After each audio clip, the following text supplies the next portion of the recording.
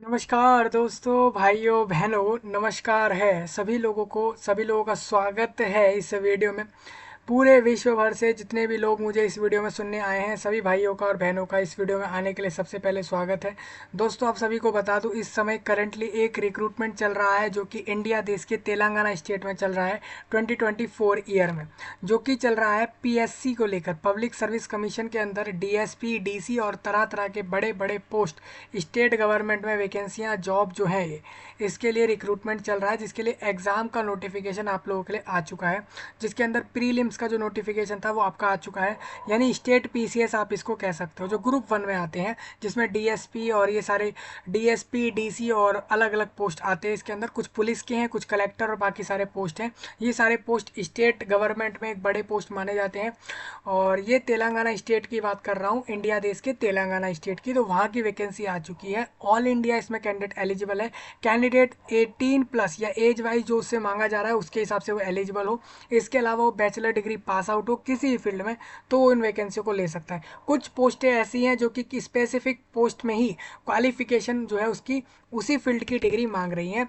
बाकी सारी डिग्रियां आप लोग अपने हिसाब से लगा सकते हो। मतलब कहना यही है कि बैचलर डिग्री होना चाहिए मोस्ट ऑफ द पोस्ट पर, चाहे वो डीएसपी का हो, डीसी का हो। इनके लिए तो मेनली आप लोगों का बैचलर डिग्री चल जाएगा किसी भी फील्ड का। मतलब आपने पूरे इंडिया देश में या किसी भी इंस्टीट्यूट या फिर यूनिवर्सिटी में जाकर गवर्नमेंट की, मतलब कि वो जो रिकोगनाइज्ड है उसमें जाकर अगर आपने 3 साल या 2 साल जो भी आपका ग्रेजुएशन पीरियड था डिग्री का, उसको अगर आपने करा है, चाहे वो BCA, BCom, BBA, BTech, B architecture, B planning, किसी फील्ड का है, तो आप इन वैकेंसियों को ले सकते हो। याद रखना, कुछ पोस्टें ऐसी हैं जो कि आपकी उसी फील्ड की डिग्री मांग रही हैं। बाकी सारों में ऑल इंडिया जो है, आप लोग मोस्टली हर पोस्ट के लिए सिर्फ बैचलर पास आउट एलिजिबल हो। तो इस वीडियो में आपको यही बता रहा हूँ कि तेलंगाना स्टेट में इंडिया देश के 563 वैकेंसी निकली हुई है। ग्रुप 1 की पोस्टें हैं, ये पोस्टें काफ़ी अच्छी हैं। और ये साल में एक बार नोटिफिकेशन आता है, जो कि 24 वालों का 2024 का आ चुका है, जिसको लेकर मैंने वीडियो कर दी थी आज से करीबन 10 दिन पीछे, जिसमें मैंने आपको नोटिफिकेशन में के अंदर eligibility, qualification, age limit, form की डेट, फॉर्म की फीस, क्या सैलरी मिलेगी आपको रिक्रूट होने के बाद, एग्जाम पैटर्न, सिलेबस क्या कुछ रहेगा, वो सारा कुछ मैंने कवर करके दिया है उस वीडियो में, जाकर देख लो। ये वीडियो में सिर्फ आपको फॉर्म भरने का पूरा प्रोसेस दे रहा हूँ, ठीक है। इस रिक्रूटमेंट के लिए फॉर्म कब तक भरा जाना है वो आपको बताऊंगा, और इस रिक्रूटमेंट के लिए फॉर्म कैसे भरा जाएगा वो पूरा प्रोसेस इस वीडियो में दे रहा हूँ। फॉर्म का जो भरने का लास्ट डेट है वो क्लोज आ रहा है, तो इसीलिए बोलूँगा कि जल्दी जल्दी फॉर्म भर लें और लोगों तक पहुँचा दें, शेयर कर दें। ना कि सिर्फ अपने तक रखें, पूरे वर्ल्ड में शेयर करें, खासकर इंडिया के एक एक लोगों तक पहुँचा दें। पूरे इंडिया देश में सब लोग तक पहुँचाएं कि आप सभी लोग इस वैकेंसी पर एलिजिबल हैं। बस याद रखना, क्वालिफिकेशन और बाकी कंडीशन अगर आपकी लग रही है तो आप लोग इस वैकेंसी पर एलिजिबल हो, आप लोग अप्लाई कर सकते हो। तो इस वीडियो में हम फॉर्म भरने का पूरा प्रोसेस डिस्कस कर रहे हैं, पूरा प्रोसेस कर रहे हैं हम इस वीडियो में फॉर्म भरने का। तो आप लोग कैसे इस रिक्रूटमेंट पे अप्लाई करोगे वो हम जानेंगे। याद रखें, इसमें प्रीलिम्स, मेंस और डॉक्यूमेंट वेरिफिकेशन और ये सारे प्रोसेस होते हैं। उसके बाद ही कैंडिडेट को ये वैकेंसियाँ मिलती हैं। मतलब सिर्फ 2 एग्ज़ाम निकालने हैं उसको, उसके बाद उसको इंटरव्यू देना है अगर होगा तो, अदरवाइज वो डॉक्यूमेंट वेरीफाई करा के ज्वाइनिंग ले सकता है इन पोस्टों पर। ये पोस्ट स्टेट गवर्नमेंट में एक अच्छी जॉब होती है, काफ़ी बड़े बड़े जो है इस पोस्ट पर काम होते हैं, ठीक है। तो आपको बताना चाहता हूँ, आपके लिए नोटिफिकेशन आ गया था 20 फरवरी को आ गया था, मैंने आपके साथ डिस्कस कर दिया था। तो उस वीडियो को ज़रूर देखें और इस वीडियो में पूरा फॉर्म भरने का प्रोसेस समझें, ठीक है। हाँ, अब देखिए, बात ये है कि मैं इस वीडियो में आपको जो फॉर्म भरवा रहा हूँ तो मैं आपके साथ हिंदी लैंग्वेज में बात कर रहा हूँ, ठीक है। ऑलमोस्ट मैं इंग्लिश में भी कर सकता था, लेकिन मुझे पता है कि मोस्ट ऑफ द इंडिया के लोगों को हिंदी अच्छे से समझ आ जाती है, तो मैं हिंदी में बात कर रहा हूँ इसमें, इस वीडियो में। और एक चीज़ कहूँगा कि जो इंग्लिश है, इंग्लिश के लिए आप लोग कैप्शन ऑन कर सकते हो वीडियो के। सही, आपको राइट साइड में नीचे को यहाँ पर डबल सी नाम से ऑप्शन दिखेगा, ऐसे बॉक्स सा होगा जिसमें डबल सी से लिखा होगा, उसको ऑन करके अपनी लैंग्वेज में भी आप लोग समझ सकते हो जो भी कुछ मैं आपको बता रहा हूँ फॉर्म भरने का प्रोसेस, ठीक है। तेलुगु में समझना हो तेलुगु में समझ लेना, मराठी में, गुजराती में, जिसमें समझना हो समझा जा सकता है कैप्शन को ऑन करके। तो ये एक अच्छा ऑप्शन है, आप कैप्शन ऑन करके मैं जो भी आपको बताऊँ उसको अपने अपने हिसाब से समझा जा सकता है आपके द्वारा। तो ये काफ़ी अच्छी चीज़ है और इसी की मदद से आप लोग आसानी से जो है इसके अंदर अप्लाई कर सकते हो, जिससे कि आप लोगों को अगर हिंदी में ना समझ आए तो दूसरी भाषा में भी समझ सकते हो। याद रखना, वो कैप्शन मतलब ये होता है कि वो सिर्फ लिखा आता है, ठीक है। तो जो भी मैं बोल रहा हूँ वो उस लैंग्वेज लैंग्वेज में कन्वर्ट होकर सिर्फ लिखा आएगा, इस बात का ध्यान रखना, ना कि वो कोई ऑडियो नहीं होगा, तो इतना थोड़ा ध्यान रखें, ठीक है। चलिए हम आगे बढ़ रहे हैं। पूरा फॉर्म भर रहे हैं तेलंगाना स्टेट के लिए ही नहीं बल्कि पूरे इंडिया के लोगों के लिए इस वैकेंसी पर फॉर्म भर रहे हैं इस वीडियो में। 2024 का ये दूसरा रिक्रूटमेंट है तेलंगाना स्टेट पीएससी की तरफ से। देखो ग्रुप 1 सर्विस, ये रिक्रूटमेंट दूसरा है, ठीक है। इससे पहले एक नोटिस दिया था इन्होंने रिक्रूटमेंट का इसी साल में, ये इसी साल का दूसरा रिक्रूटमेंट है। और अभी आपका ग्रुप 4 और बाकी पोस्टों के ग्रुप में भी वैकेंसियाँ जल्द ही आने का जो है चांसेस बन रहे हैं, ठीक है। तो ग्रुप 1 सर्विस ये सेकंड है, इसके अंदर सेकंड मतलब कि दूसरा नोटिस है ये रिक्रूटमेंट का इस साल का। तो आप लोग पूरा वीडियो ध्यान से समझिएगा, मैं आपको पूरा फॉर्म भरने का प्रोसेस इस वीडियो में दूंगा। देखिए सबसे पहले आप लोगों को इस वेबसाइट पे आना होगा। मैं आपको बता दूं, मैंने ये लिंक, वेबसाइट का लिंक और इसके अलावा नोटिफिकेशन और अप्लाई लिंक सब वीडियो के नीचे मेंशन करे हैं। और एक चीज़ और कहूँगा, इंडिया में आप कहीं से भी हो, कर्नाटका से हो, वेस्ट बंगाल से हो, त्रिपुरा से हो, गोवा गुजरात से हो, आप लोग फॉर्म भर सकते हो। पूरा इंडिया इसमें एलिजिबल है, ठीक है। इतना याद रखें, आप लोग इंडियन सिटीजन हो, आप फॉर्म भर सकते हो। तेलंगाना डोमिसाइल नहीं चाहिए, सिर्फ ऑल इंडिया कैंडिडेट हो प्लस उसके बाद क्वालिफिकेशन रखे तो फॉर्म भर सकता है, ठीक है। ये इसमें कंडीशन है। बाकी आप लोग वो वाला वीडियो देखें जिसके अंदर मैंने सारा चीज़ क्लियर करा है। अब मैं थोड़ा सा आगे चलता हूँ, इसी वीडियो के अंदर पूरा फॉर्म भरने का प्रोसेस दे रहा हूँ, तो आप ध्यान से समझ लें। सबसे पहले आप इस वेबसाइट पर आओगे दोस्तों, तो इसमें तो आप लोगों को दिखेगी, इसमें एक पॉइंट दिखेगा आप लोगों को, यहाँ से नोटिफिकेशन देखा जा सकता है, यहाँ से अप्लाई करने के लिए आगे बढ़ा जाएगा। पहले आपको रजिस्ट्रेशन करना होगा, तो आप OTR न्यू रजिस्ट्रेशन पे क्लिक करोगे, क्योंकि आपको पहले रजिस्ट्रेशन करना जरूरी है, ठीक है। पहले वेबसाइट पर रजिस्ट्रेशन हो जाता है इसमें, उसके बाद जितनी मर्जी वैकेंसी पूरे साल भर में आ जाए या हर साल जितनी भी आती हैं, आप लोग उसके लिए फॉर्म डाल सकते हो। सिर्फ एक बार रजिस्ट्रेशन किया, उसके बाद जो भी वैकेंसी आई उसका फॉर्म भर के डाल दिया, जो भी फॉर्म पे फीस ली जा रही है उसको पे कर दिया। इतना आसान सा प्रोसेस होता है, ठीक है। तो हम पहले OTR समझेंगे, उसके बाद हम फॉर्म भरने की तरफ आगे बढ़ेंगे। तो सबसे पहले हम आ गए हैं, इस पर क्लिक करते हैं, तो हम आ गए OTR पे। ये देखो न्यू रजिस्ट्रेशन पे हम आ गए, ठीक है। यहाँ पे आपको मोबाइल नंबर डालना है, जो आपका मोबाइल नंबर हो उसको डालें, यहाँ पर कैप्चा डालें, गेट OTP करें और उसके बाद आगे बढ़ें। तो ये रजिस्ट्रेशन का प्रोसेस है। अब देखिए यहाँ पर इन्होंने एक फ़ाइल दिया है, यहाँ पर एक यूज़र मैनुअल का फाइल है। इस फाइल में कैंडिडेट देख सकता है, स्क्रीनशॉट की मदद से भी फॉर्म भरने का प्रोसेस समझ सकता है, ठीक है। तो मैं उसी की मदद से आपको समझाने वाला हूँ। एक चीज़ और आपको बताना चाहता हूँ, जैसे आप देखोगे यहाँ पर वेबसाइट पर, यहाँ पर न्यू रजिस्ट्रेशन पर क्लिक करते ही आपको ये चीज़ देखने लग जाएगी, ठीक है। अब इसमें एक चीज़ और देख लो, आप लोग रजिस्ट्रेशन के बाद मान के चलो आप लोग रजिस्ट्रेशन कर लोगे, और रजिस्ट्रेशन करने के बाद जो आईडी आपको मिलती है वो अगर भूल जाओगे तो आप यहाँ से अपनी आईडी को ढूंढ सकते हो। अपना मोबाइल नंबर और बाकी सारी डिटेल्स डालकर अपने आईडी को ढूंढ सकते हो, अगर आप लोग अपनी आईडी को भूल जाओ, ठीक है। इस तरीके से मिल जाएगी आपको आइडिया। थोड़ा आगे बढ़ते हैं दोस्तों। अब सबसे पहले नोटिफिकेशन दिखा दूँ, मैं इस वैकेंसी की बात कर रहा हूँ। ये आपका आया है ग्रुप 1 के सर्विस, यानी कि ये ग्रुप 1 यानी कि टॉप मोस्ट सर्विसेज में आते हैं स्टेट गवर्नमेंट में। इनसे ऊपर कोई सर्विस नहीं है स्टेट गवर्नमेंट की वैकेंसियों में, इसीलिए इनको बोल रहा हूँ मैं PSC के अंदर, ठीक है। PCS वाले जो आपके होते हैं उसके अंदर बात कर रहा हूँ। पब्लिक सिविल सर्विस इसको कह देते हैं लोग, PCS कहते हैं। हालांकि रिक्रूटमेंट बॉडी PSC होता है।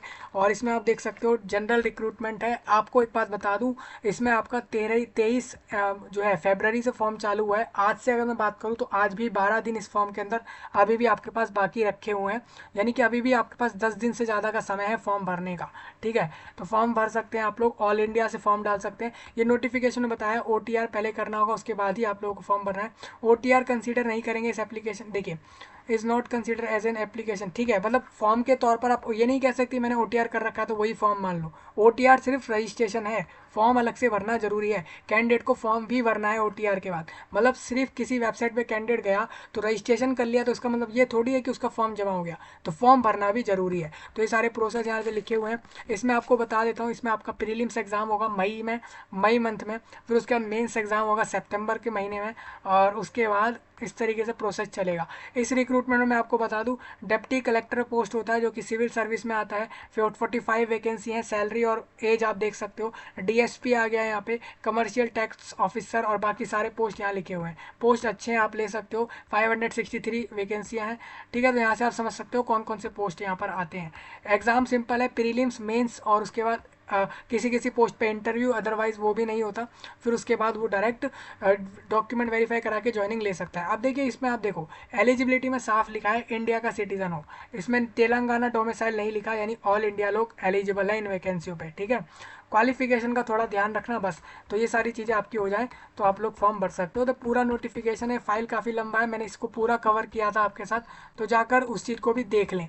ठीक है, हम बढ़ेंगे आगे फॉर्म भरने की तरफ। आप देखो ये हम आ गए Telangana state public service commission में अपना रजिस्ट्रेशन करने। आप देख सकते हो ये हम आए हैं, ये हम रजिस्ट्रेशन के बाद हम इस चीज़ पे आएंगे। ठीक है, तो हम इसको थोड़ा आगे करते हैं, पहले हम आते हैं रजिस्ट्रेशन करने के लिए। तो आप देख सकते हो ये तेलंगाना स्टेट ने एक फाइल प्रोवाइड कराया है जिसमें रजिस्ट्रेशन प्रोसेस दे रखा है। देखिए ये आप देखोगे जैसे कि यहाँ पर हमारे पास ये वेबसाइट है। ठीक है, आप देखोगे आपको इस पर क्लिक करना है न्यू रजिस्ट्रेशन पे, वही यूज़र मैनुअल में लिखा है न्यू रजिस्ट्रेशन। इस पर क्लिक किया कैंडिडेट ने, जैसे ही कैंडिडेट क्लिक करेगा, मैं एक बार इस पर क्लिक करके दिखाता हूँ आपको। देखिए यहाँ पर इतने सारे ऑप्शन दिख रहे हैं ना, ये सारे ऑप्शन आपको दिख रहे होंगे। इसके अंदर आप लोगों को न्यू रजिस्ट्रेशन ढूंढना है। ठीक है, इसमें अगर नहीं मिल रहा हो तो आप यहाँ से भी आ सकते हो, ये न्यू रजिस्ट्रेशन इस पर भी लिखा है, इसको क्लिक कर दोगे आप। जैसे मैंने इसको क्लिक किया तो आप देखोगे यहाँ पर वही पेज ओपन हो जाएगा जो कि हमारे पास पहले से ही खुला हुआ था, ये वाला पेज। ठीक है, तो यही वाला पेज खुलेगा, आप देख सकते हो यहाँ पे। इस पर मैंने न्यू रजिस्ट्रेशन पे क्लिक किया, आप देखोगे यही वाला पेज दोबारा से आ गया जो अभी आपने देखा। मोबाइल नंबर कैप्चा भर देना है इसके अंदर, आप देख सकते हो। मोबाइल नंबर कैप्चा भरते ही आपके पास OTP आ जाएगा। कैप्चा मतलब क्या है दोस्तों, ये जो आप पे नंबर लिखा है ना, ये नंबर, इसको ऐसे के ऐसे यहाँ डाल के इस पर टिक करोगे तो आपको OTP मिल जाएगा। OTP आप देख सकते हो इस तरीके से आपके मोबाइल नंबर पे आएगा, उसको डालोगे, फिर एक और कैप्चा डाल के लॉगिन पे क्लिक करना है आपको। लॉगिन करते ही आपके सामने ये स्क्रीन आएगा जिसपे लिखा होगा कि आपको आधार की डिटेल देनी होगी, फिर बेसिक डिटेल देनी होगी, फिर एड्रेस डिटेल देनी होगी। अब मैं बताता हूँ आपको क्या क्या देना होगा। देखिए OTR कर रहे हैं आप, अभी रजिस्ट्रेशन कर रहे हैं, जिसमें आप अपना आधार डिटेल दोगे, बेसिक अपना नाम, फादर नेम, ये सारी डिटेल, एड्रेस डिटेल दोगे, कहाँ रहते हैं वो सब, और स्कूल स्टडी क्या क्या करी है वो, एजुकेशनल क्वालिफिकेशन क्या कुछ करा हुआ है, सर्टिफिकेट आप अपलोड करोगे, डिक्लेरेशन दोगे। ये आपका अभी OTR चल रहा है, रजिस्ट्रेशन चल रहा है। ठीक है, इस बात का याद रखें, आप किसी वैकेंसी का फॉर्म अभी नहीं भर रहे। आधार कार्ड अगर हो तो उसका नंबर यहाँ देना है, और उस पर जो भी नाम लिखा हो आप लोगों का वो यहाँ देकर उसके बाद आपको नेक्स्ट पर टिक करना होगा। ठीक है, तो सारे प्रोसेस यहाँ पर मैं बता रहा हूँ, तो ध्यान से देख लें। आप जैसे ही आगे करोगे तो आप यहाँ देखोगे यूनिक, आपका आधार कार्ड नंबर आपने दिया, आपने अपना नाम बताया और नेक्स्ट पे कर दिया, वही प्रोसेस दिया इन्होंने। फिर नेक्स्ट करने के बाद कैंडिडेट से बोला बेसिक डिटेल जैसे कि उसके 10th के सर्टिफिकेट पे जो उसका नाम है वो डाले, gender male female transgender, date of birth डाले, और इसके अलावा डेट ऑफ बर्थ उसका किस जिले का है वो उसको डाल दें। यहाँ पे जरूरी नहीं है कि तेलंगाना का हो, कहीं का भी हो सकता है ना, तो वो यहाँ पर जिला डालेंगे, मंडल डालेंगे, विलेज डालेंगे, कम्युनिटी डालेंगे, किस वर्ग से आ रहे हैं, SC ST किससे आ रहे हैं। अब याद रखिए दोस्तों, तेलंगाना स्टेट के अगर आप लोग तेलंगाना स्टेट के हो, SC ST या किसी रिजर्वेशन में, तो ही आप कम्युनिटी स्पेसिफाई करो, नहीं तो जनरल डाल देना। यहाँ पे बाहर वाले से कहूँगा, तेलंगाना के बाहर वालों को जनरल डालना है। यहाँ पे फादर नेम डाले, मदर नेम डाले, मदर टंग डाले, मतलब कि मातृभाषा कौन सी है, रिलीजन क्या है, आपकी बॉडी पे कोई ऐसा मार्क है जो कि आपको यूनिक बताता हो, आइडेंटिफिकेशन मार्क, तो उसको आप यहाँ पे डाल सकते हो। फिर सेकंड में दोबारा एक और आइडेंटिफिकेशन मार्क डाल सकते हो, इन दोनों को छोड़ा भी जा सकता है खाली। ठीक है, फिर उसके बाद बोल रहे हैं कि क्या आप लोग डिफरेंटली एबल्ड पर्सन हो, आप एक्स सर्विसमैन पर्सन हो, स्पोर्ट पर्सन हो, अगर हो तो ठीक है, नहीं तो नो नो नो करके यस करना है आप लोगों को। ठीक है, थोड़ा आगे बढ़ेंगे इसी के अंदर। आप देखोगे अब आपसे बोल रहे हैं वही चीज़ है जो मैंने आपको भी कहा, आपके 10th पे जो 10th की क्लास के सर्टिफिकेट पे जो मार्क्स के उस पे मार्कशीट पर जो भी नाम है वो यहाँ पे डाला, फिर जेंडर डाला, डेट ऑफ बर्थ डाला, ये सारी चीज़ आपको भर लेनी है और नेक्स्ट कर देना है। ठीक है, आप नेक्स्ट करोगे, फिर आपसे एड्रेस पूछेंगे कि आप कौन से ब्लॉक के कौन से नंबर घर में रह रहे हो, किस फ्लोर पे रह रहे हो, किस बिल्डिंग पे रह रहे हो, और उसके अलावा कौन सी कॉलोनी में रहते हो, टाउन, डिस्ट्रिक्ट, और वो सब बताया। फिर बता दिया कि भाई किस स्टेट में आपका एड्रेस है, उस एरिया का पिन कोड क्या है, ये सब बताया। अब आपको बताना है कि जो आपने एड्रेस दिया है ऊपर वही परमानेंट एड्रेस है। मतलब दो तरह के एड्रेस लोगों के होते हैं, कि एक वो कि वो लोग आज कहीं हैं कल कहीं और होंगे, तो उनका करस्पॉन्डेंट एड्रेस कहलाता है। परमानेंट एड्रेस वो होता है कि जो जहाँ पर लोग almost most of the time वहीं पर होते हैं, उसी एड्रेस पे होते हैं, तो वो आप यहाँ से दे सकते हो। इसको सेम पर क्लिक करोगे तो एक ही तरह का एड्रेस दिया जा सकता है। नेक्स्ट कर देना है, नेक्स्ट करोगे, अब आपसे बोलेंगे देखिए वही एड्रेस डाला, नेक्स्ट कर दिया। अब इन्हीं चीज़ों को इन्होंने हाईलाइट करके भी दिया है, नेक्स्ट करा। अब इसके बाद बोला स्कूल स्टडीज़। अभी देखिए रजिस्ट्रेशन करते समय जरूरी नहीं है कि कैंडिडेट रजिस्ट्रेशन कर रहा है तो वो इस वैकेंसी पर एलिजिबल हो, ऐसा हो नहीं सकता। ऐसा भी हो सकता है कैंडिडेट अभी 12th में हो तो रजिस्ट्रेशन वो पहले से भी कर सकता है। तो उसको यहाँ पर बताना है एकेडमिक ईयर और रिसाइड ईयर, सबसे पहले उसको बताना है यहाँ पर। देखिए जैसे उसको ये बताना है यहाँ पर कैंडिडेट को ये सब बताना है कि उसने जो है फर्स्ट क्लास से पास किया, सेकंड क्लास से पास किया, थर्ड क्लास, देखिए अब आपको हर क्लास की यहाँ पर डिटेल देनी है।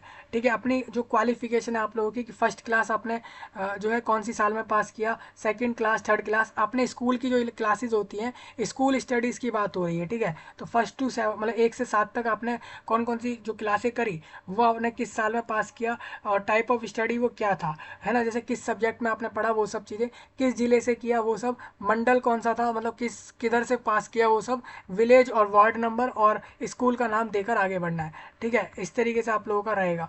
तो अब मैं इसमें एक चीज़ और, इसमें आपको एक चीज़ दिखाता हूँ। यहाँ पे लिखा है तेलंगाना स्टेट के लिए इन्होंने जोन दिए हैं। अब बेसिकली ये कुछ चीज़ें ऐसी होंगी इसमें आप खाली छोड़ सकते हो, क्योंकि आपको पता है कि आपको यहाँ पर आपके पास इन सारी डिटेल में सारी क्लासेस का नहीं है, कुछ ही क्लासेस का है, तो आप कुछ ही क्लासेस का दे सकते हो।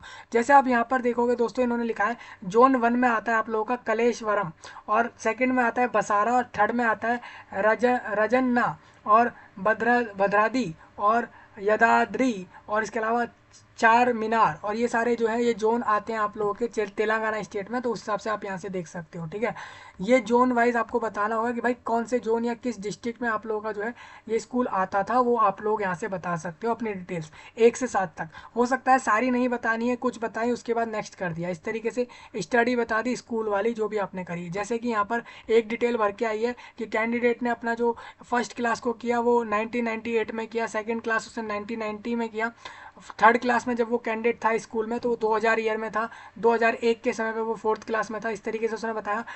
और उसने रेगुलर बेस में किया, ये उसने साफ बता दिया।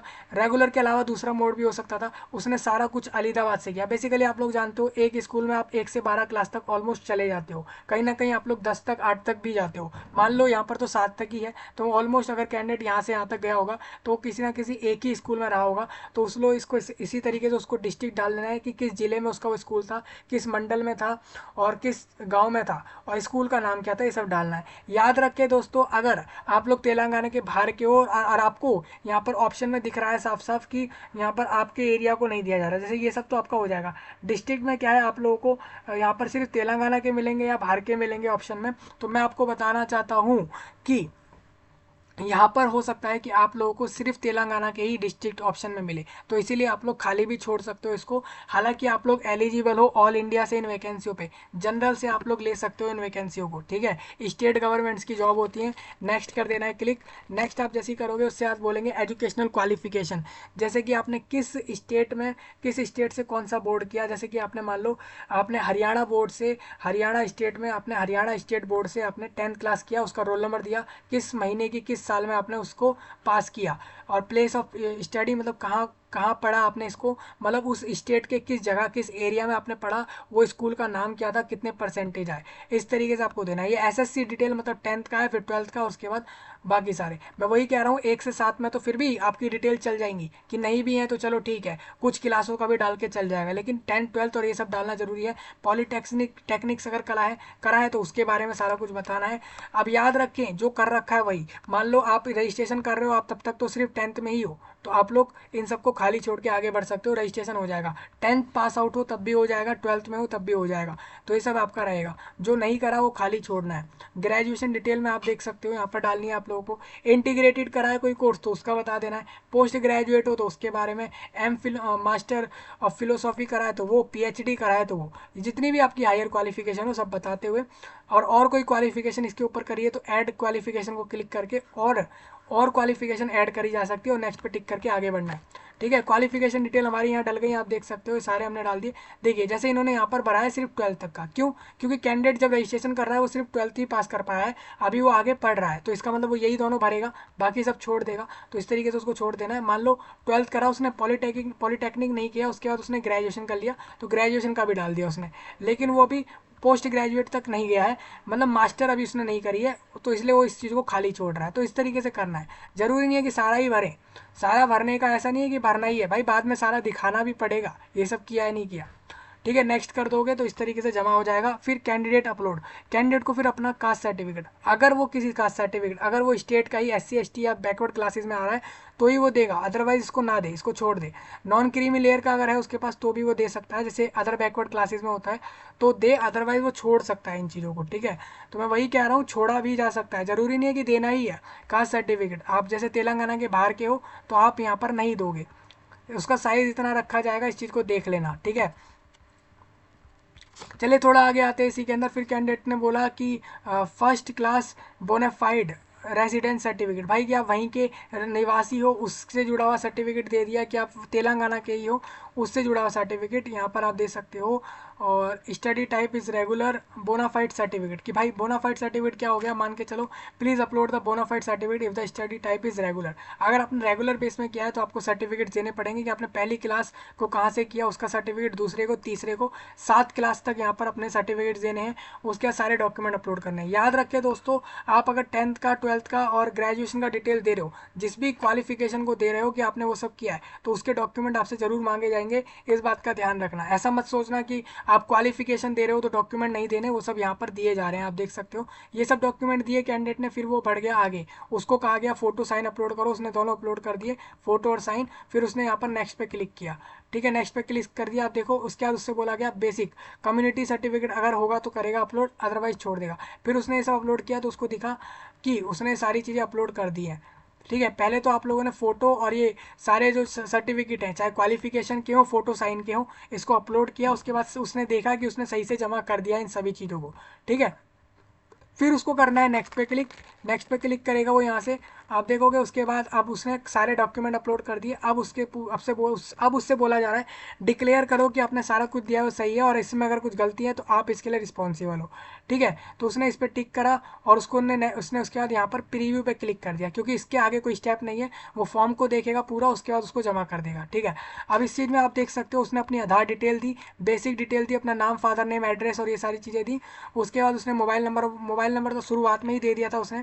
ईमेल उससे लिया नहीं गया। स्कूल स्टडीज उसने बता दी 1 से 7, और उसके अलावा 10, 12 और ग्रेजुएशन की डिटेल दी। उसके बाद उसने दे दी एजुकेशनल क्वालिफिकेशन, उसका सर्टिफिकेट अपलोड और डिक्लेयर करके उसने प्रीव्यू कर दिया, सारा फॉर्म चेक कर दिया कि सब सही है।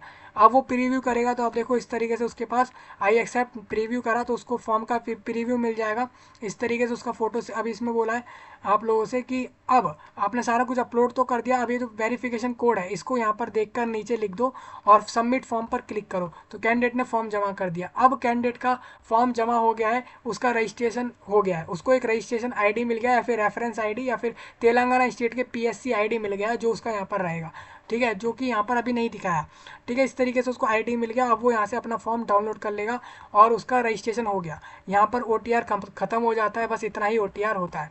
तो रजिस्ट्रेशन हमारा हो गया। आप देख सकते हो रजिस्ट्रेशन फ्री होता है, कोई चार्ज नहीं हुआ, पूरा फ्री रजिस्ट्रेशन हुआ है। आप कहोगे फ्री है तो आपने कराया क्यों नहीं।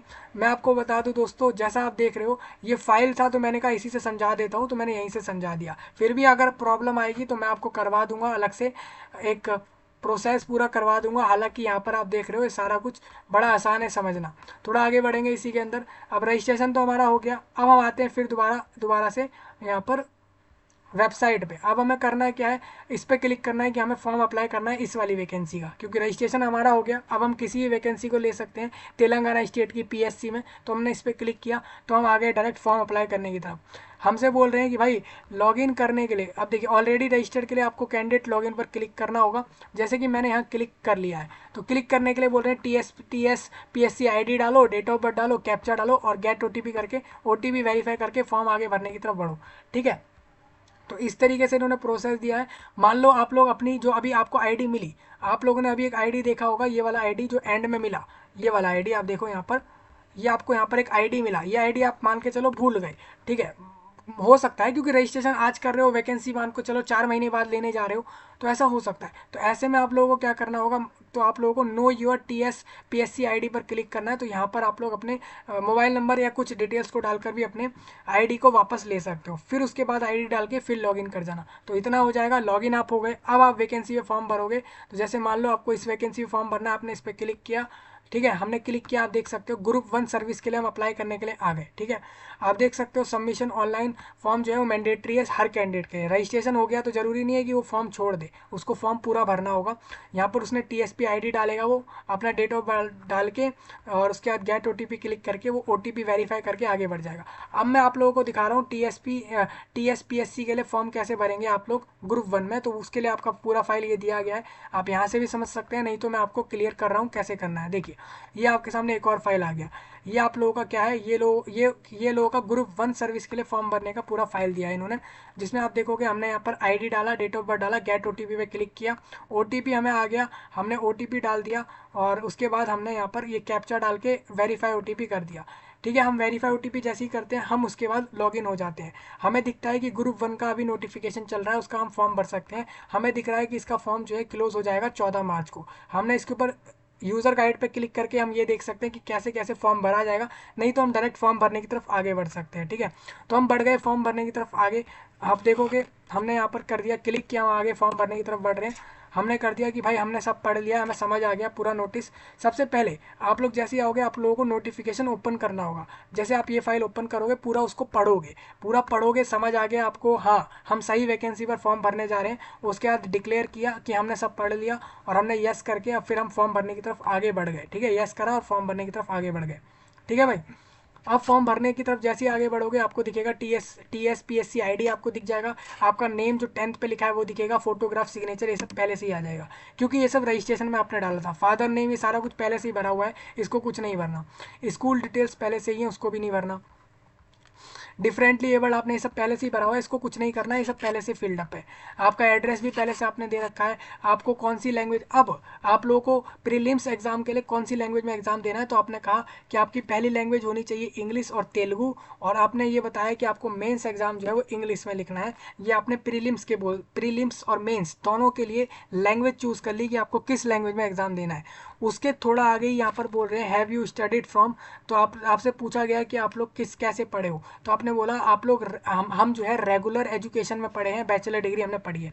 एनी है, एनी मतलब कोई सी भी हो सकती है, ये चीज़ इस तरीके से रहेगी। फिर एजुकेशन क्वालिफिकेशन के समय आप जब बता रहे हो तो आपको बताना है कि जो आपकी बैचलर डिग्री है उसको आपने जब किया तो वहाँ पर आपने जब क्वालिफिकेशन करी तो वहाँ आपका क्या रोल नंबर रहा, कब आपने पास किया अपने डिग्री को, किस इंस्टीट्यूट से पास किया, कितने परसेंटेज आए, और group subject percentage of marks आपके टोटल आपके कितने परसेंटेज बने वो बताया, किस यूनिवर्सिटी से किया, किस यूनिवर्सिटी के कौन से इंस्टीट्यूट से वो कोर्स पास आउट किया, किस जिले में था, ये सब बताते हुए आगे बढ़ना है।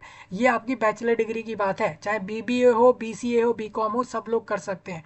ये सब बताया। उसके बाद आपसे पूछा गया कि क्या आपके पास हायर क्वालिफिकेशन है, तो आपने नो करना है क्योंकि इसके लिए तो सिर्फ बैचलर ही पास आउट चाहिए इन वैकेंसियों के लिए। अगर आप लोग मास्टर पास आउट भी हो तो आप यस करके पोस्ट ग्रेजुएशन करोगे, फिर मास्टर डिग्री और वही सब चीज़ें मास्टर डिग्री से जुड़ी हुई भी बता सकते हो। वैसे तो इन पोस्टों पर मास्टर डिग्री चाहिए नहीं, सिर्फ कुछ पोस्टों के लिए अलग क्वालिफिकेशंस चाहिए, जो कि मैंने आपके साथ डिस्कस किया था। Most of the post bachelors के लिए ही है।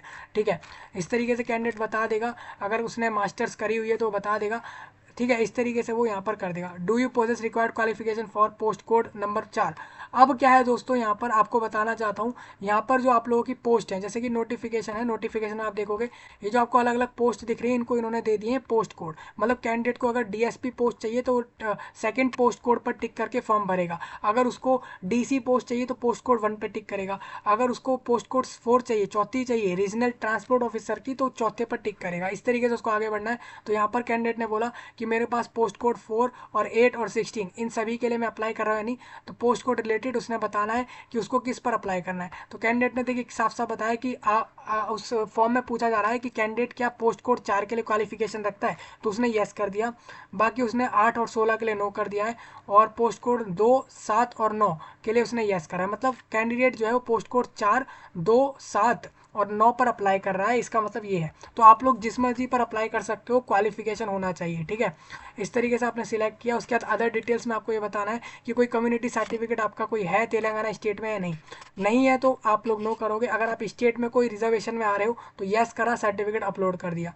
ठीक है, अगर नहीं है तो नो करते हुए आगे बढ़ना होगा। कास्ट सर्टिफिकेट हो गया, आप डिफरेंटली एबल्ड हो या नहीं वो आपका पहले से आपने बता रखा है रजिस्ट्रेशन की डिटेल में, तो वो यहाँ पर आ चुका है। अब बात ये आती है कि आप अगर डिसेबल्ड हो तो आप लोग स्क्राइब की मदद से अपना एग्जाम करवा सकते हो। उसके लिए आप लोगों को एक सर्टिफिकेट अपना देना होगा डिसेबिलिटी का, और कि वो ये पता लगे कि आप लोग 40% से ज़्यादा डिसेबिलिटी रखते हो। फिर आप लोग स्क्राइब की मदद से अपना एग्जाम सेकेंड पर्सन से करा सकते हो। वो फाइल यहाँ अपलोड हो जाएगा, इस तरीके से आप आगे बढ़ जाओगे। डिफरेंटली एबल्ड हो या नहीं उसमें आपने पहले ही क्लियर कर रखा था रजिस्ट्रेशन में ही। ठीक है, रजिस्ट्रेशन में ही आपसे पूछ लिया जाता है कि आप डिफरेंटली एबल्ड हो, मतलब आप डिसेबिलिटी वाले हो या नहीं, वो पहले ही पूछ लेते हैं। तो आप देख रहे हो यहाँ से हम यहाँ आगे हमने स्क्राइब वाली बातें बता दी हैं। उसके बाद हम थोड़ा सा आगे बढ़ गए, क्रिमिनल केसेस हमारे ऊपर चल रहे हैं, नहीं चल रहे, नो।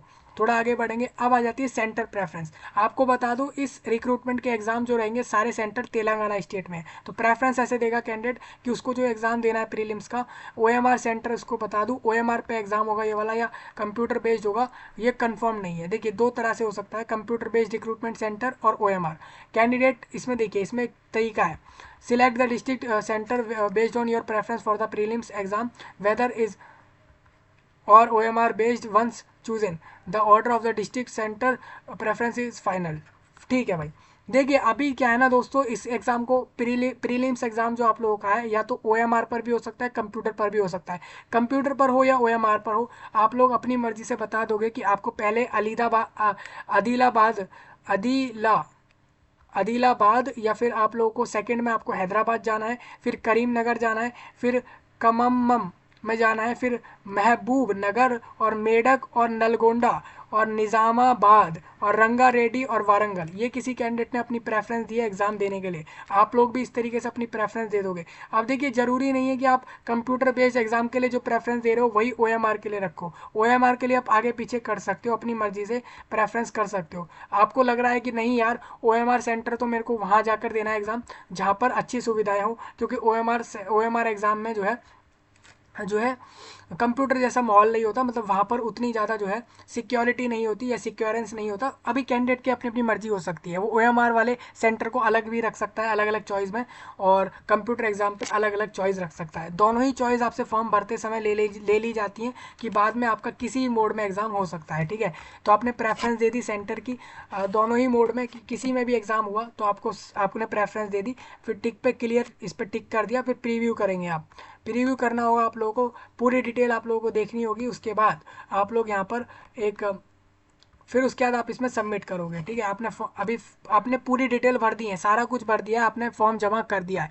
अभी बात यह है कि फॉर्म आपका तब तक एक्सेप्टेड नहीं मांगा जाएगा जब तक आप फीस नहीं दोगे।